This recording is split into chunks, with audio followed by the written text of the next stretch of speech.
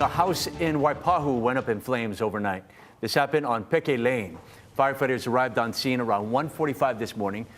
Flames were fully extinguished just after 3:30. There's no word yet on a cause. One neighbor told us that the home is abandoned. EMS reported no injuries. Fire officials say that they will send an update once the final investigation is complete. Honolulu taxpayers will pay nearly $3 million to the victims in a public corruption scandal. Gerard Puana and his siblings will share $2.85 million to end a civil rights lawsuit against the city after he was wrongfully arrested, jailed, and prosecuted.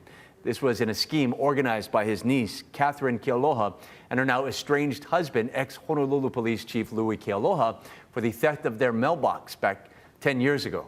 The Kealohas and two other former police officers remain in prison. The settlement has yet to be approved by the City Council. When we're faced with a trial and the possibility that there might be subsequent appeals and other delays, we really needed to get this over so that he can resume his life and get his life back. The Puana family also received money from the sale of the Kealoha's Hawaii home and continues to get money from Louis Kealoha's pension. On Maui, police say an argument over a parking spot led to a stabbing. Police have charged 63-year-old Yasa Yokchan of Kihei with second-degree assault. He's accused of attacking a 29-year-old man in the chest around 9:30 Tuesday night. This happened at the shops at Wailea. The victim was taken to the hospital, and we're told he is in stable condition. The suspect is being held on $5,000 bail.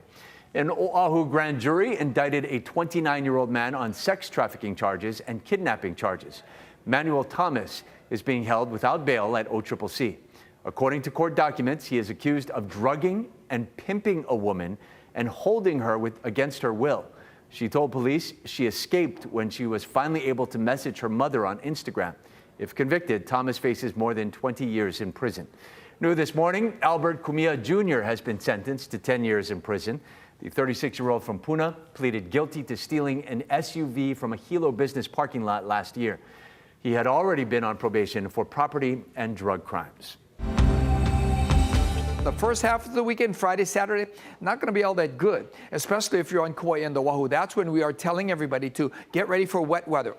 For Kauai and Oahu, right? There's a potential for heavy rain on Friday and then potential thunderstorms as well in the mix. So again, if you live in a flood-prone area, take precautions. What would you do if heavy rain were to come and you knew ahead of time? That's going to be the case for Friday and Saturday for Kauai and Oahu, significantly drying on Sunday, and that's when the trade winds will start picking up speed as well. This See It Now digital news brief is sponsored by Long's Drugs, bringing our heart to every moment of your health.